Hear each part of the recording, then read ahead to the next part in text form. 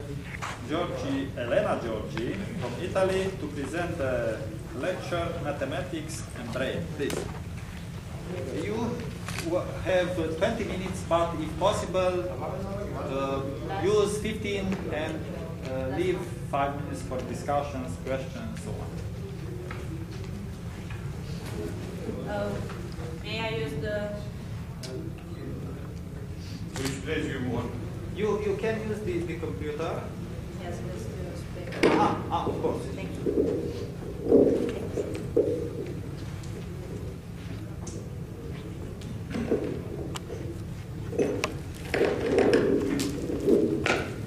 Okay.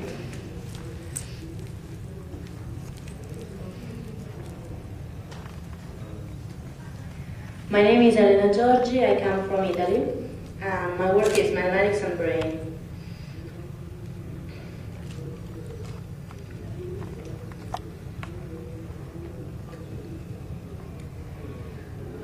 The brain is the checkpoint of superior activities of man, so of course it's the center of his intelligence. If we want to define intelligence, we should say that intelligence is a property of mind that, I don't know. Intelligence is a property of the mind that encompasses many related abilities, such as the capacity to reason, to solve problems, to think abstractly, to comprehend ideas, to use language, and to learn. Intelligence may include also creativity, personality, knowledge, or wisdom.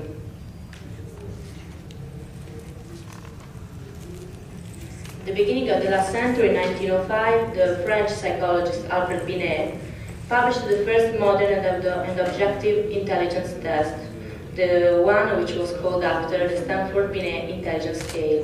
It was the basis for one of the modern intelligence tests, and colloquially known as IQ tests. The IQs of a large enough population can be modeled with a normal distribution on the Gaussian bell curve, with a center value, so the average IQ of the population of 100, and a standard deviation of 15. This is the function which describes the curve, and we can say, just to have an idea of the measures of IQ, we can say that Albert Einstein was one of the highest IQ we know, at 160 of IQ. So in those days, in the last century, a person's intelligence was defined predominantly by the capacity of using numbers. So most IQ tests actually are able only to estimate numerical capacities of the brain. Nowadays, one of the most important theories about intelligence is the one proposed by the American psychologist Howard Gardner, the theory of multiple intelligences. Gardner's theory argues that intelligence, as it was traditionally defined, that didn't not adequately encompass the wide variety of abilities human display. He argues that psychometry tests address only linguistic and logical abilities of the intelligence. Other forms have been totally ignored. So in his conceptions, a child who learns multiplication easily than another is not necessarily more intelligent overall than the second child. The second child may be stronger in other kind of intelligence, may excel in a field outside of mathematics, or may even be looking through the multiplication process at a deeper level that hides potentially higher mathematical intelligence than in the one who memorized the concept easily. So his theory identifies 7 intelligences: the linguistic, the ideological mathematical, the spatial, the bodily kinesthetic, interpersonal, and musical. The linguistic verbal one is for people who can speak foreign languages easily, who can tell stories and writing well, and is about explaining and teaching. The logical mathematical is for people good at reasoning, at abstraction, and good at mathematics, chess, computer program, also scientific investigation or thinking. The visual spatial for the ones who have a very strong visual memory and they are artistically inclined. The bodily kinesthetic is for people who like to making things and building things, so they enjoy doing sports or dance. The interpersonal are usually extrovert people, and they have the ability to cooperate in order to work as a part of a group. And the interpersonal for introvert people, and these people can understand their own emotions and motivations. The musical is for people with sensitivity to sounds, music, rhythm, tones, so they can play an instrumental also, they can compose music. So the numerical intelligence, which was valued for decades and built the idea of our genius, strengthened by emerging personalities in the 20th century, such as Albert Einstein and also other scientists, is only one among the intelligences in a person. So we have a different idea of genius. Tony Buzan, called the mind map guru, thinks, according to the theory of multiple intelligences, the most intelligent man in the history of humanity is not one scientist like Albert Einstein, but is Leonardo da Vinci.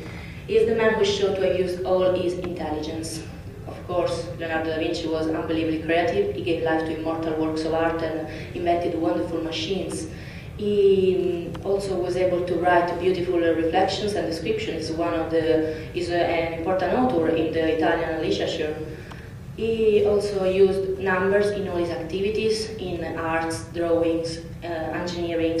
He also developed his senses. He was the first man in art to see a naked eye, Job's moons, and wrote some details about it, which could be confirmed only after 350 years, only after the invention of the camera. He was also, Vasari, an important historian, refers that he was also famous for his endurance and energy. He was a really very handsome man. So we can see he showed to have used all his intelligence from the musical one, because he was an excellent musician, to logical and mathematical, to linguistic, to introvert, extrovert, and all the intelligences according to the theory of multiple intelligences.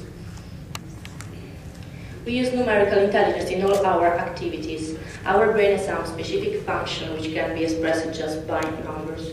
There are different forms of numerical innate competencies, among which is the ability called subtizing, that lets you perceive at a glance the number of items presented if the numbers are little. Subtizing captures a feeling of immediately knowing how many items lie in the visual scene.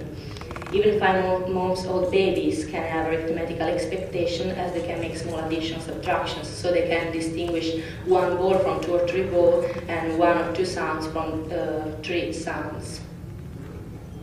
How many stars were there? You didn't have the time to count how many stars there were, but if you know 8, it's because of your capacity of subtizing.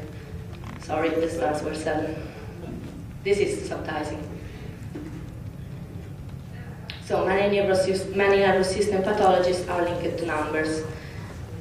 First one is the dyscalculia. It's a serious ailment in calculus operations that prevents from understanding the simplest mechanism of mathematics. A person who suffers from this is not able to calculate, to enumerate progressive numbers, and to learn the procedures of arithmetical operations or multiplication tables. So dyscalculia don't count on it.